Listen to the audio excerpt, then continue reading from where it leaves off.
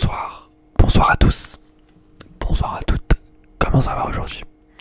J'espère que vous allez bien. Je vais mettre mon petit écouteur comme ça j'entends ma petite voix bien relaxante pour vous relaxer. Alors, pour ce soir, on va un petit peu parler du match, j'espère que ça vous plaira, du match entre la Juventus de Turin et l'Olympique Lyonnais. Et également je parlerai un petit peu du match entre Manchester City et le Real Madrid. Sachant que je n'ai pas regardé ce match, j'ai regardé juste des extraits puisque je pouvais pas regarder deux matchs en même temps. C'est un peu compliqué. Donc voilà, moi je me suis focalisé plus, enfin quasiment l'intégralité sur le match de Lyon, ce qui est normal pour un club français. Et voilà, je vais vous parler un petit peu de ce match. On va pouvoir débattre ensemble et vous pouvez bien sûr dans les commentaires me dire si vous pensez que, si vous trouvez que je dis des conneries ou des choses comme ça. N'hésitez pas à me donner des idées encore une fois de vidéos que je puisse réaliser. Ça me ferait super plaisir et ça serait super cool. Alors, donc, les Olympiques Lyonnais s'est qualifié en quart de finale de la Champions League. Ils ont perdu malgré leur défaite 2-1 contre la Juventus. Je vais tout d'abord vous un petit peu raconter les trois buts qu'il y a eu lieu durant ce match. Alors le premier but était un penalty de Memphis Depay, un penalty qu'il a très bien tiré puisqu'il a marqué en faisant une panenka. Une panenka. Une panenka, c'est tout simplement pour ceux qui ne savent pas. C'est un espèce de petit chip, un petit chip sur le ballon. Et ça fait un effet très stylé. C'est assez rare que les joueurs utilisent ce geste technique.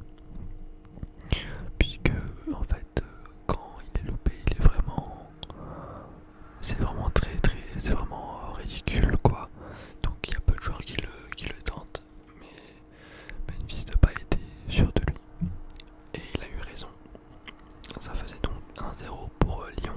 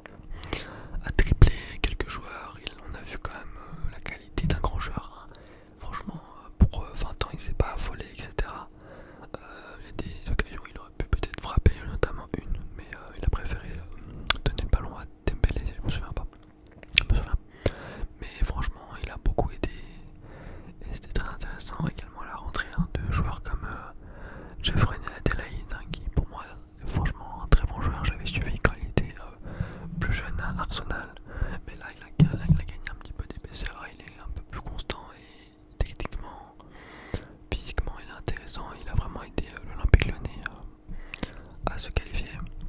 Il y a des joueurs qui... Bon, également Marcelo, j'ai trouvé un très bon match, notamment au début de match où il a sauvé les siens, faut le dire clairement. Mais voilà, en règle générale, la défense était plutôt solide. Après, il y a des joueurs qui ont été un peu plus en dedans, je pense peut-être à même Depay, j'ai trouvé un match très moyen, à part son penalty qui a le mérite où il a quand même le mérite de marquer, donc c'est cool. Mais à partir de là, j'ai trouvé ça un peu compliqué pour lui.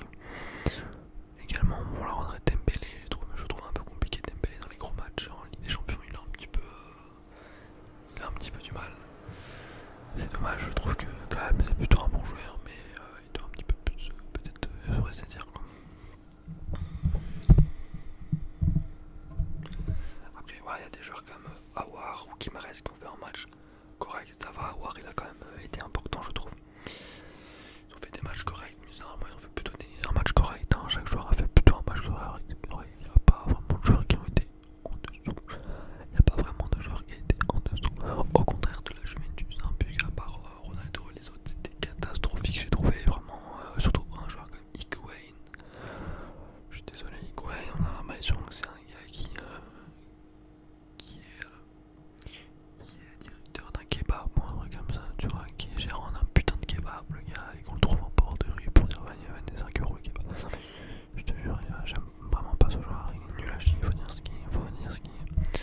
Après voilà, il y a des autres joueurs comme Rabiot qui a malheureusement pas pu montrer ce talent, le truc c'est un bon joueur, mais il a été très en deçà de ce qu'il pouvait faire. Voilà, je pense que ce qui symbolise un peu ce match, c'est la rentrée de Dybala qui rentre et 5 minutes plus tard qui se reblesse. Ça montre toute la capacité de Mauricio Sarri